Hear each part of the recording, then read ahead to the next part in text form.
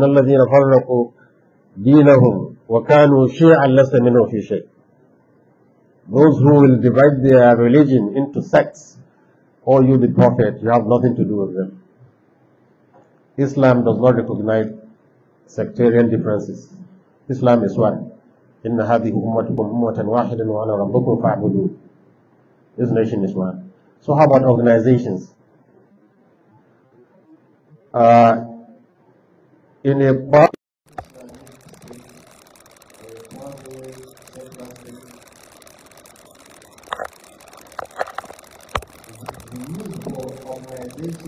specific issues of Islamic injunction can never be overemphasized, because all what we had in this lecture could be adopted by the state.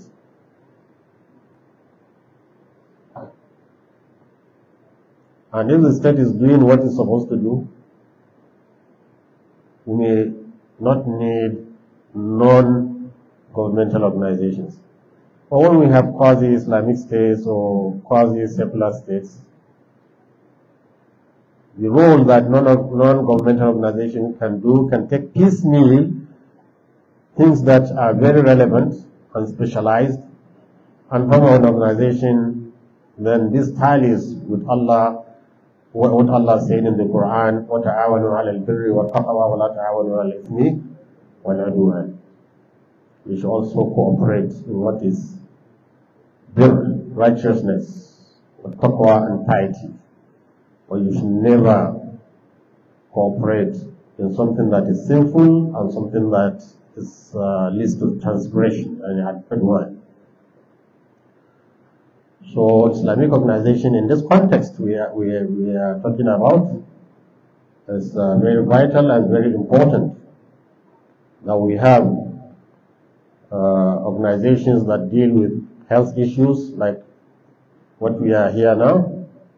Islamic organizations that can deal with propagation of da'wah to remote areas, or concern with the memorization of the Quran, or concern with zakah, or any part of Islamic injunction which is neglected by the state. We should have Islamic non-governmental organizations to deal with that. So when we talk about leadership in Islamic organizations, you see, leadership is leadership. Whether in Islamic organization, whether at home, wherever you are a leader, you will be held responsible for the power and privilege you are given.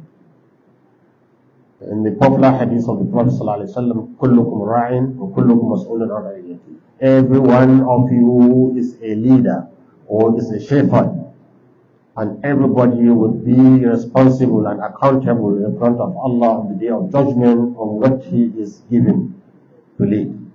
كُلُّكُمْ, all of you.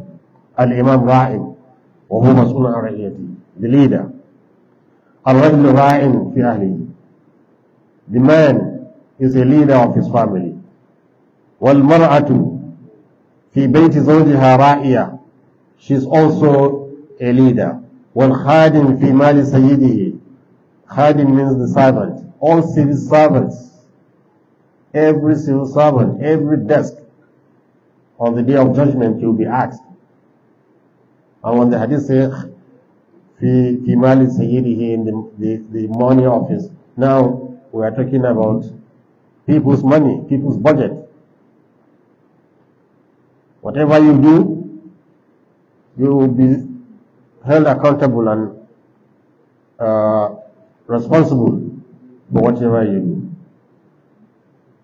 So it's a general application, applies to everything. What applies to leadership applies also to organizations. Leadership is very important in every, if we want effectiveness in leadership, one of the most important things to have an effective leadership.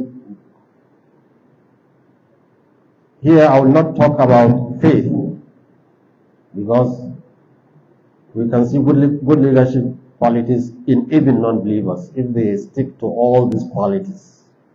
So whether you're a Muslim or non-Muslim, whether you're leading an Islamic organization or non-Islamic organization, you need some qualities if you want your leadership to be effective. Number one is leadership by example. When we say a leader or an imam, means the man in front. You lead. So people will find it easy to follow you. But when you sit down behind and serve people like a monarch or a king, then definitely you will not have a sustained, effective leadership. The leader needs to be in front. Our Prophet Muhammad sallallahu alaihi wasallam has never instructed anybody to do anything of ibadat or of warfare except he does double and triple of what he has commanded. He didn't tell you to sleep. The Prophet, is it on or off? On. So, if you want success in leadership, you lead by example. That's very important. So, if you want people to be honest, you as a leader must show honesty.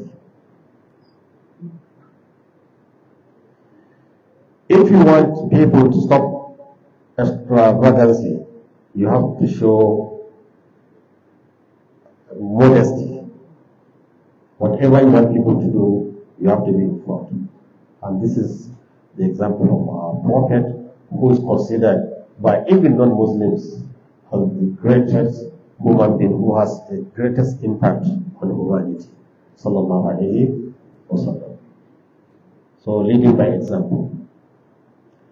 Secondly, there must be trust between the leader and the led. Trust. If they suspect you, if they don't trust you, no matter what you are doing good, they will not follow you. So there must be trust. So whatever that will bring trust between you and your, I would say subjects, and your followers is important. They know that this man is reliable, this man is credible, this man doesn't tell lies, this man doesn't deceive, this man, they have to trust you. Trust is very important in leadership. Another thing that's in leadership is leniency. Leniency. The Prophet was told in the Quran, فَبِمَا رَحْمَةٍ مِّنَ اللَّهِ لِنْتَ لَهُمْ وَلَوْ كُنْتَ فَضًّا غَلِيظَ الْقَلْبِ لَانفَضُّوا مِنْ حَوْلِكَ. As good as the Prophet is, because of his compassion, his mercy, the companions followed him. Allah told him that if you have been harsh with them, they will have scattered away. So if you want to be a good leader, you have to be lenient with all your followers. You have to be lenient with them. When we say leniency, we don't mean also neglecting your duties. No, there are times when leniency, in fact, in a hadith, إِنَّ اللَّهَ رَفِيقٌ يُحِبُّ الرِّفْقَ وَيُعْطِي بِالرِّفْقِ عَلَى مَا لَا يُعْطِيهِ بِالْعُنْفِ. With leniency, Allah will give you results that violence or harshness cannot give you. If you are lenient with people, the followers, they will love you, they will follow you. So leaders are supposed to be like that. And another thing, strangely maybe, to some, sometimes the leader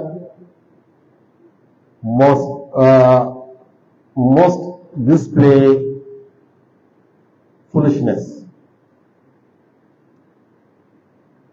If you want effective leadership, sometimes, even at home, with your own children, sometimes you will feign you are foolish, you don't understand.